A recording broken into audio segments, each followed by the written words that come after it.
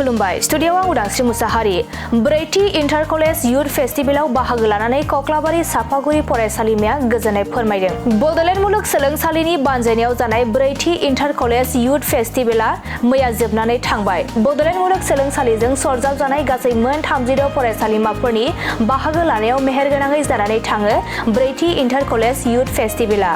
मख'नो गोनांदि गुबुन गुबुन फरायसालिमाफोर बायदि बाक्सा जिल्ला हज'याव थानाय कक्लाबारि सापागुरि फरायसालिमायाबो ब्रैथि इन्टार कलेज युथ फेस्टिभेलाव गुबुन गुबुन बोसोरनि बायदिनो बाहागो लानायखौ नुनो मोननाय जादों। देग्लायबो गोबां फरायसालिमाफोरजों लोगोसे कक्लाबारि सापागुरि फरायसालिमाया बड'लेण्ड मुलुग सोलोंसालिनि बानजायनायाव जानाय ब्रैथि इन्टार कलेज युथ फेस्टिभेलाव बाहागो लाहैनानै गोबां बान्था आवथायनो हायो।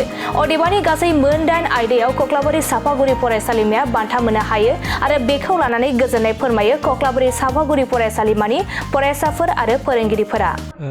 जोङो बेखौनो फोरमायगिरि जोङो जोबोद गोजोननाय मोन्दों। जोंखौ सारमोना जेसेबायदि मदद होनानै जोंखौ थिनहरबाय। जोङो गोबां खस्थ'जोंबाबो सारमोना जोंखौ थिनहरदों। पार्टिसिपेटआ गोबां थांदोंबाबो सारमोना जोंखौ बाथा होआलासिनो थिनहरदों। जा थांनानै जोङो बान्था लाबोनो हाबाय बेनि थाखाय जोङो जोंनि फरायसालिमानि गासिबो फोरोंगिरि सारमोनखौनो जोङो साबायखर बावनो सानो। मानोना बिथांमोननि अनगायै जोङो बेफोरबायदि हाबाफारिफ्राव बाहागो लानो मोन्दों आरो जोङो बान्था आवथायनो हादों। आरो जोङो जोंनि इनचार्ज हिसाबै थांनो हानाय थुलुंगा बर' सारखौ बांसिनै साबायखर होनांगोन। मानोना बिथाङा जोंजोंनो नांफानानै थानानै जोंनो माखासे खोथा बुजायनानै बिथाङानो जोंखौ बादायलायनायफ्राव थुलुंगा होदों। बेखिनियानो। मोनबेसे बान्था मोनदों? जोङो गासै मोन 8 बान्था मोननो हादों कालसारेल डेखौ लाफानानै। मा मोनदों?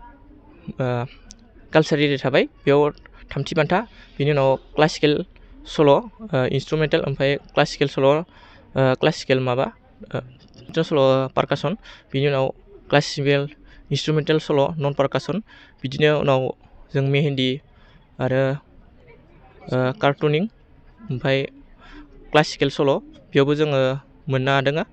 बिनि उनाव जोङो फक अर्केस्ट्रा बे दामनायावबो मोननो हादों। ओमफ्राय जोङो ग्रुप सं इण्डियान बेयावबो जोङो बान्था आवथायनो हादों। बेफोर बान्थाखौ आवथायनो हानायनि उनाव माबायदि थुलुंगा मोनदों? बेफोर बान्थाखौ आवथायनो हानायनि उनाव जोङो गावखौनो जोबोद मोनसे बिथिङाव जोङो दावगानाय बायदि मोन्दों। मानोना जोङो सिगां समाव बेफोरबायदि फक अर्केस्ट्रा बायदिफोरखौ जोङो मिथियामोन। थांनाय बोसोरनिफ्राय जोङो नायना लाबोनानै बे बोसोराव जोङो बादायहैनाय जादों।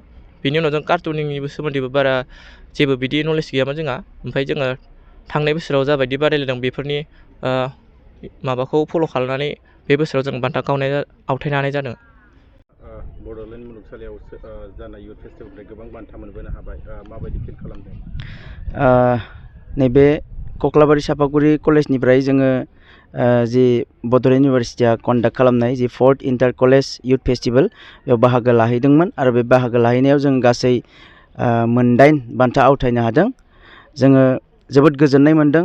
जोंनि फरायसुला फरायसुलिफोरा खोब एक्टिभलि आरो खोब गोसो होनानै बिथांमोना बाहागो लादों आरो गावबा गावनि देरहासारनायखौ गावसोर एचिभ खालामनो हादों। बेनिखायनो जों खोब गोजोननाय मोन्दों। आरोबाव बेल' नङा, जोंनि बे केसि फरायसालिमाया सिगांनि समफोरावबो बेबायदिनो गोबां हारिमुवारि जा थुनलाइयारि जा गोबां बान्था आवथायनो हाबोदों। बेनिखायनो जोङो केसि कलेजनि नखरारि जानानै जोंनि फरायसुला फरायसुलिफोरनि फारसे जोंहा गोग्गानाय दङ। दा नैबे मैया जालांनाय बा मैया जोबलांनाय जि इन्टार कलेज युथ फेस्टिभेल बेयावबो जोङो गासै मोन 8 आयदायाव बान्था मोननो हादों। बेफोरनो जाहैबाय कालसारेल प्रसेसनाव जोङो 2nd रानार आप मोननो हादों। क्लासिकेल भकेल सल'आव जोङो 3rd मोनसे मोननो हादों।